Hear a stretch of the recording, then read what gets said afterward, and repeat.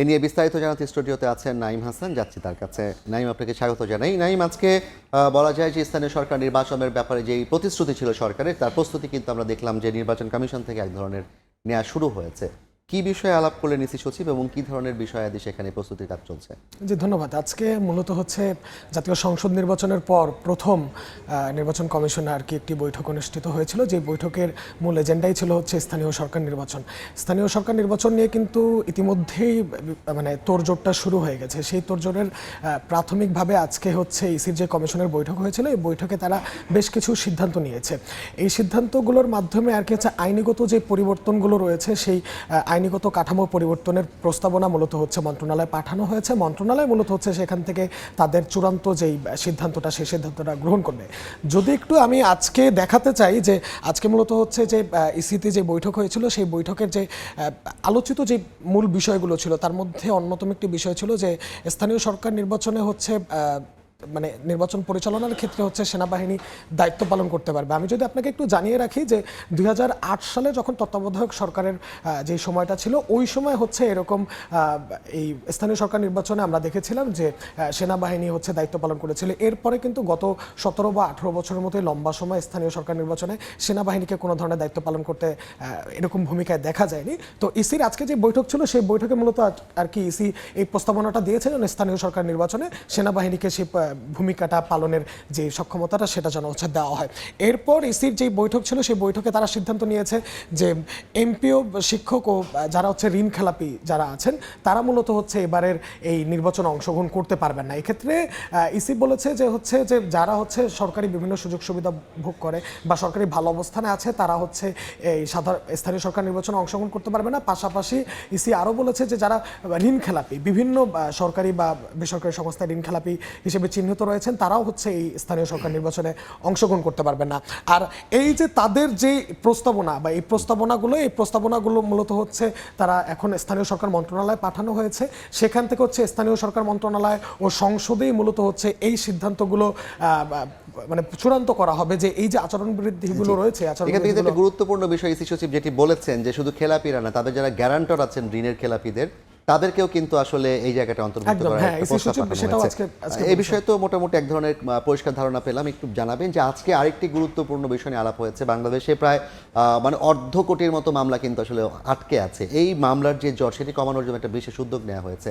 সে বিষয়ে কি আপনার কাছে কোনো তথ্য আছে? যে আজকে মূলত হচ্ছে আইনমন্ত্রী আসাদুজ্জামান মূলত হচ্ছে এই বিষয়ে একটি সংবাদ সম্মেলন করেছিলেন। তিনি সেখানে জানিয়েছেন যে মূলত আইন মন্ত্রণালয় থেকে হচ্ছে একটি পদক্ষেপ নেওয়া হয়েছে, যে মধ্যস্থতা, মানে মামলাগুলোর জট নিরসনের জন্য এক ধরনের মধ্যস্থতার কার্যক্রম শুরু হবে। সেই বিষয়ে আজকে হচ্ছে আইন মন্ত্রণালয় বৈঠক হয়েছিল। এরপরে হচ্ছে আইনমন্ত্রী কথা বলেছেন। এই বিষয়ে একটি প্যাকেজ রয়েছে, আমরা সেই প্যাকেজটি একটু দেখে নিব। জি।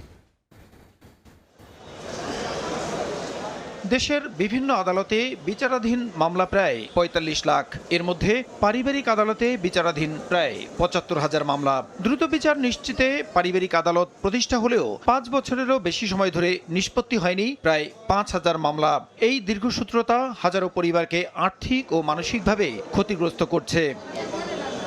এ অবস্থায় মামলা জট কমিয়ে বিচার প্রার্থীদের ভোগান্তি লাঘবে নির্দিষ্ট কিছু আইনের ক্ষেত্রে মামলা দায়েরের আগে লিগ্যাল এইডের আওতায় বাধ্যতামূলক মধ্যস্থতা কার্যক্রম চালু করে সরকার। পারিবারিক বিরোধ, পিতামাতার ভরণপোষণ ও যৌতুক সহ ৯টি আইনের বিরোধে আদালতে মামলার আগে পারস্পরিক সমঝোতার মাধ্যমে বিরোধ নিষ্পত্তির ব্যবস্থা করতে হবে।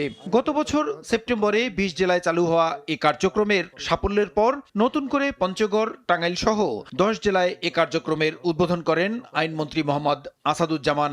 বলেন, মধ্যস্থতা কার্যক্রমের মাধ্যমে ১ বছরের মধ্যে মামলা জট কমিয়ে আনা সম্ভব। আদালতগুলোকে অনুরোধ করব, মামলার বিচার প্রক্রিয়ায় যে প্রাথমিক স্টেজে যখন দেখবেন যে এই মামলা নেগোসিয়েশন করা সম্ভব, দুই পক্ষের আইনজীবীদের মাধ্যমে অথবা আমাদের জেলা লিগ্যাল এইডের আওতায় যে মিডিয়েটর আছে তাদের কাছে বিষয়টি রেফার করেন। পোস্ট ফাইলিং কেসগুলো যদি এখানে মিডিয়েট করতে পারে, তাহলে আমরা বিশ্বাস করি আগামী ১ বছরে ৪.৫ মিলিয়ন যে মামলা আছে বলছি পেন্ডিং, সেটা আমরা ২ মিলিয়নে কমিয়ে আনতে পারবো।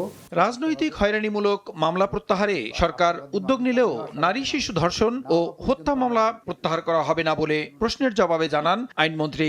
রাজনৈতিকভাবে তাকে সম্পৃক্ত করা হয়েছে, এই জিনিসটা এস্টাবলিশ করার জন্য তাকে প্রমাণ দিতে হবে। তবে এখানে দুইটা ক্ষেত্রে আমরা এক্সেপশন করেছি। শিশু ধর্ষণের মামলা কিংবা যৌতুকের জন্য স্ত্রীকে হত্যা করেছে মামলা, পলিটিক্যাল ফ্লেভার যতই থাক না কেন, রেপের মামলা তাকে আদালতের মাধ্যমে নির্দোষ প্রমাণ করতে হবে। কোনো মানুষ যেন মামলার ভোগান্তিতে না পড়েন এবং ন্যায় বিচার পান সেটি নিশ্চিত করতে চায় সরকার। ফরমালি প্রসূন আশিস, সময় সংবাদ, ঢাকা। নাইম, আমরা প্রতিবেদনটি দেখলাম, এখানে কিন্তু বেশ গুরুত্বপূর্ণ কিছু বিষয় আলোচনা হয়েছে এবং আইনমন্ত্রী নিজেও আইনজীবী ছিলেন, তিনি দীর্ঘদিন অ্যাটর্নি জেনারেল কিংবা ডেপুটি অ্যাটর্নির দায়িত্ব পালন করেছেন। সব কিছু মিলিয়ে যেই ঘটনাগুলো নিয়ে আলাপ হলো কিংবা যে প্রস্তাবগুলো তিনি উদ্যোগগুলোর কথা জানালেন, একটু আমাদেরকে জানাবেন আসলে কিভাবে উদ্যোগগুলো নিচ্ছেন, কি নিচ্ছেন? জি জাফর, আমি যদি একটু জানাতে চাই যে বর্তমানে আইনমন্ত্রী আজকে যেটা জানিয়েছেন যে বর্তমানে বাংলাদেশে প্রায় 45 লাখ মামলা চলমান রয়েছে। এই মামলার জটের কারণে কিন্তু আইন মন্ত্রণালয়ের নানা কাজ বাধাগ্রস্ত হচ্ছে। মূলত এই কারণে সরকার এবং বিচার প্রার্থীরাও বিচারটা পাচ্ছেন না। জি, এই কারণে সরকার একটি উদ্যোগ নিয়েছে। সেই উদ্যোগ সম্পর্কে আজকে মূলত আইনমন্ত্রী ব্রিফ করেছেন। আমি যদি একটু দেখাতে চাই, আজকের যেই বৈঠকটি হয়েছিল, বৈঠকটির শেষে আইনমন্ত্রী যেমনটা জানিয়েছেন যে মামলার আগে বাধ্যতামূলক একটি মধ্যস্থতার ব্যবস্থা করতে হবে। তিনি বলেছেন যে বিভিন্ন জেলায় যে লিগ্যাল এইড যেই সংস্থা রয়েছে বা আরও মধ্যস্থতাকারী যে কোনো সংস্থা বা প্রতিষ্ঠান রয়েছে, এদের মাধ্যমে যে সকল মামলাগুলো আপোষ মীমাংসার মাধ্যমে সমাধান করা যায়, সেই মামলাগুলো এভাবে সমাধান করে আসলে এই মামলার সংখ্যাগুলো কমিয়ে আনা হবে। এক্ষেত্রে যেমন মামলা যারা মামলা করেছেন বা মামলার যারা ভুক্তভোগী বাদী যারা রয়েছেন, তাদের অনেকটাই হয়রানি কমবে, তাদের অর্থ অপচয় কমে যাবে। এছাড়াও এই মধ্যস্থতা কি থানায় হবে না লিগ্যাল এইডের মাধ্যমে? না, লিগ্যাল এইড হবে। এছাড়া জেলায় আরও মধ্যস্থতাকারী যে ধরনের সংস্থা বা যারা দায়িত্বরত রয়েছেন, তারা আসলে এই বিষয়গুলো দেখবেন। এছাড়া যে ধরনের মামলাগুলো আদালতে চলমান রয়েছে, সেই মামলাগুলোও তারা চাইলে যদি মধ্যস্থতার মাধ্যমে সমাধান করতে পারে, তাহলে তারা সেভাবে সমাধান করে নিতে পারবে। এক্ষেত্রে আইনমন্ত্রী বলেছেন যে অনেক মামলা এই মধ্যস্থতার মাধ্যমে প্রত্যাহার করা হবে না। এর মধ্যে উনি একদমই খুব বেশ কয়েকটি বিষয় সরাসরি স্পষ্টভাবেই বলে দিয়েছেন যে ধর্ষণ, হত্যা সহ যে স্পর্শকাতর মামলাগুলো আছে, এই মামলাগুলোতে যারা মূলত আসামি, তাদেরকে এটা প্রমাণ করতে হবে যে তারা নিরপরাধ। সেটা আইনের বা আদালতের মাধ্যমে তাদেরকে প্রমাণ করতে হবে। এর মাধ্যমে তারা হয়তো ওই মামলার থেকে পরিত্রাণ পাবে, অন্যথায় কোনো ধরনের মধ্যস্থতা এই ক্ষেত্রে কাজ করবে না। আর এই বিষয় যদি একটু সবশেষ জানিয়ে রাখি যে ইতিমধ্যেই কিন্তু এই মধ্যস্থতার কার্যক্রম দেশের প্রায় 10টি জেলায় শুরু হয়েছে। এই 10টি জেলা বগুড়া, ঠাকুরগাঁও, পটুয়াখালী, ভোলা, নড়াইল, যশোর, ফরিদপুর, কক্সবাজার, পঞ্চগড় ও টাঙ্গাইল। এই 10 জেলায় ইতিমধ্যে এই মধ্যস্থতা কার্যক্রম শুরু হয়েছে। মন্ত্রী বলেছেন যে ধাপে ধাপে বাকি 64 জেলায় এই মধ্যস্থতা কার্যক্রম শুরু হবে। আশা করছেন যে 1 বছরের মধ্যে 45 লাখ মামলা থেকে 20 লাখের মধ্যে এই মামলা সংখ্যা। ধন্যবাদ আপনাকে নাইম। আমাদের সঙ্গে যুক্ত ছিলেন সহকর্মী নাইম, জানাচ্ছিলেন আজকে যে আলোচিত বিষয়, বিশেষ করে মামলার জট কমানো এবং স্থানীয় সরকার নির্বাচন, সে বিষয়ে বিস্তারিত।